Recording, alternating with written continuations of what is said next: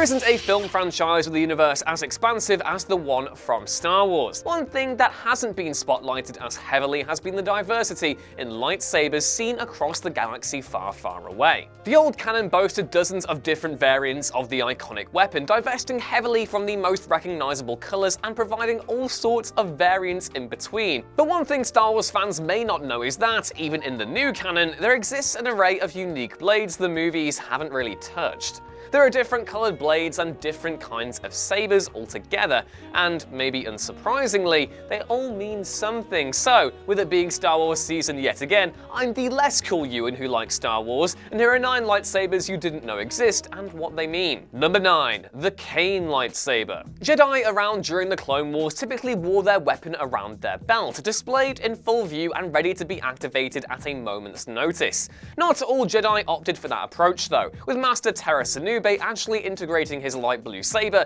into his own walking cane. Of course, sword canes themselves aren't exactly a new phenomenon. They were particularly popular during the Victorian era, but the Star Wars equivalent seems slightly more timeless. Sanube used his during the Clone Wars, and an older Maul utilized one during the rise of the Empire, where he would cross paths with Obi-Wan Kenobi one last time. That duel, by the way, chef's kiss quality, the best. Oh god, just hook it into my veins. The fact the Kane saber was relatively inconspicuous helped the former Sith apprentice greatly during the rise of the Empire. He used it to deceive the crew of the Goat in his search for Obi-Wan, but his skills were no match for the old Jedi Master, as old Ben dispatched his old foe in one strike when they met on Tatooine. Number 8. The Darksaber. Despite existing in the current canon, the Mandalorian Darksaber has actually been doing the rounds in Star Wars' expanded canon for a good few decades. It survived the EU's reboot in 2012, and for good reason. It looks really, really cool. Created by the first ever Mandalorian Jedi, Tare Vizsla, during the days of the Old Republic, the Darksaber was a unique black-colored lightsaber that attained legendary status in the years following Vizsla's passing. The Mandalorians later infiltrated and stole the blade from the Jedi Temple following Vizsla's death, where it then became a symbol of tyranny and Mandalore's former greatness during the Clone Wars. After being wielded by the Mandalorian group known as Death Watch, and even by Darth Maul for a time too, the blade found its way to Dathomir, and then to Mandalorian rebel Sabine Wren, who used it in a duel to secure her clan support for the rebellion. Oh yeah, and one more thing, in the Mandalorian's final episode we actually see Moff Gideon wielding the Darksaber, and that raises so many questions going into season 2, like just how on earth did he actually get it? Because if you recall, in Star Wars Rebels, Bo-Katan was the last person to wield it, and yeah, that probably means she's dead, right? Number 7. The White Lightsaber. Potentially the coolest of all the canon lightsabers are the white blades wielded by Ahsoka Tano during the Galactic Civil War. Ahsoka, who had up until this point wielded green, yellow, green, and blue lightsabers during her time as a Jedi, fashioned these blades after killing an Inquisitor. She took the red kyber crystals and purified them, hence the white glow, and who could possibly argue that they don't look great? The idea of Jedi purifying or even corrupting kyber crystals isn't a new concept, and it's been best articulated in the new canon. That distinctive red glow from all Sith lightsabers, that comes from them actually bending the crystal to their will. They literally bleed the crystal in order to change its color to something dark, and Ahsoka, as far as we know, is the only Jedi believed to have reversed that process. As for what the blades represent, well, Ahsoka had left the Jedi Order before the rise of the Empire. When she came out of hiding, she was beholden to no order, and Star Wars Rebels director and legend Dave Filoni later followed up her first appearance on the show by saying the blades were colored white for that exact reason. Like the Darksaber, Tano's white blades were one of a kind, meaning no other Jedi were known to wield weapons with the same color. Number 6. The Lightsaber Rifle. So, you may think that a lightsaber is just that, a sword made of pure energy, but various forces have utilized kyber crystals in all sorts of ways in the past, even concocting lightsaber blasters and rifles to be used in combat. The first lightsaber rifle appeared in Darth Vader, Dark Lord of the Sith, and was used by Jocasta Nu, the librarian from Attack of the Clones, against Darth Vader at the Jedi Temple on Coruscant. The basic mechanism involved inserting the hilt of the lightsaber above the barrel.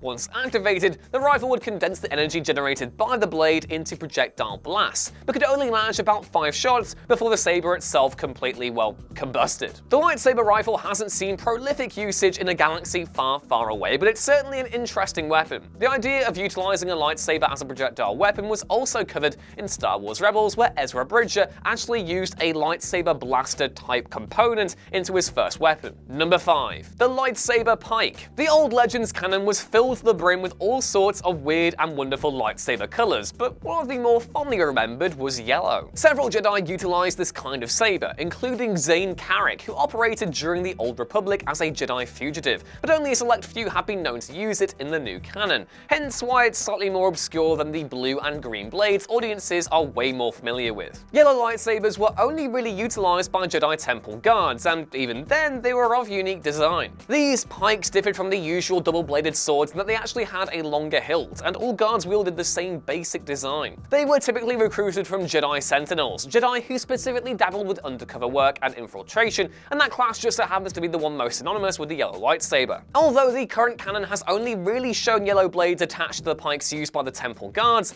a few figures have been known to wield more typical designs with a yellow crystal. For instance, after leaving her life as a Sith behind, bounty hunter Asajj Ventress used a yellow lightsaber in her efforts to track down and assassinate Count Dooku, after acquiring one on the black market. Oh, and yet one more thing, probably the most famous usage of the yellow lightsaber right now actually comes in Episode 9, The Rise of Skywalker, because Rey actually builds her own lightsaber at the end of the film. I'm assuming from her own staff that she wields across both The Force Awakens, The Last Jedi, and of course The Rise of Skywalker, and yeah, it's just really, really cool to see in live action. I kind of wish we got to see it more throughout the film, but hopefully that gets to happen in the expanded canon with comics, books, and video games. So yeah, looks really cool. They're neat, yellow lightsabers. They're really neat. Number 4, the Shoto lightsaber. Okay, so this may be slightly cheating given one of the most famous characters in Star Wars history wields a Shoto blade, but the specific name itself isn't exactly common knowledge, nor are the Jedi who utilize them in tandem with a regular lightsaber. Shoto lightsabers were effectively regular lightsabers, only with a shorter hilt and blade. They were effectively daggers and enabled Jedi confronting multiple enemies at once to deploy a unique fighting style. Shorter Jedi, like Yoda, also employed the Shoto blade, as wielding a larger weapon would have been impossible given their stature. Ahsoka Tano gained a Shoto saber during the Clone Wars, utilizing a yellow-green bladed one to go with her traditional green lightsaber. She appears to have switched to a blue and indigo variation for Season 7, but it remains to be seen why that's exactly the case. Number 3, the Great Lightsaber. Contrasting, greatly with the Shoto saber is the Great Lightsaber, a weapon utilized by larger beings as opposed to the traditional weapons used by those with an average or smaller build. They were actually characterized as light clubs in the old Legends canon, but were dubbed Great Lightsabers with the release of Star Wars Forces of Destiny, a role-playing game set in current continuity. The weapon itself first appeared in Star Wars media in the beloved Jedi Knight series, specifically Dark Forces 2. It's gone unnoticed for now though, with the one reference in Forces of Destiny not leading to any further appearances in related work since. It's understandable as to why, given there aren't many Jedi that are large enough to warrant that kind of weapon, but it would be nice to see it make an appearance one of these days. Number 2, the Orange Lightsaber. Of all the lightsaber crystals expunged from continuity when Disney rebooted the Star Wars canon, the orange one was probably the biggest loss. Legendary Jedi Plo Koon wielded one prior to adopting a blue blade in Attack of the Clones, and the allure of the lightsaber was only further amplified by appearances in Knights of the Old Republic and Jedi Knight 2 Jedi Academy. It hadn't featured since, but thankfully it's been restored to continuity with Jedi Fallen Order, a new game developed by Respawn Entertainment. Unfortunately, not much is really known about the crystal's properties, as it was even the subject of retcons in the old canon, but Respawn did introduce others along with it in the game, including cyan, indigo, and magenta. Still, all that said, it isn't Cal Kestis' actual lightsaber. Canonically, his blade is the trademark Star Wars blue,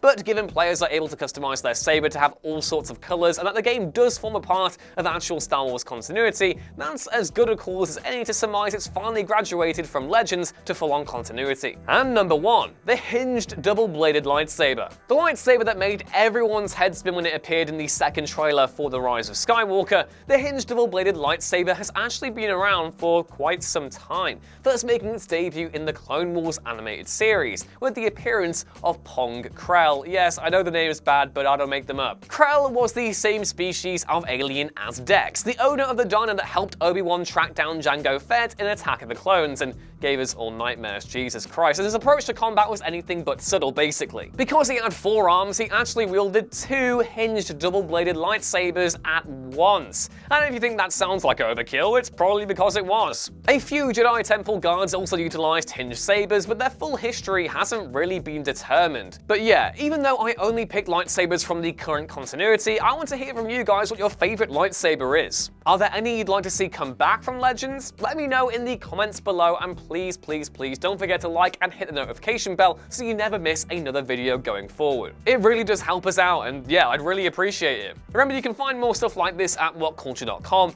more of me on Twitter at YouRuinsThings, and, well, more Star Warsy stuff literally everywhere. Like, seriously.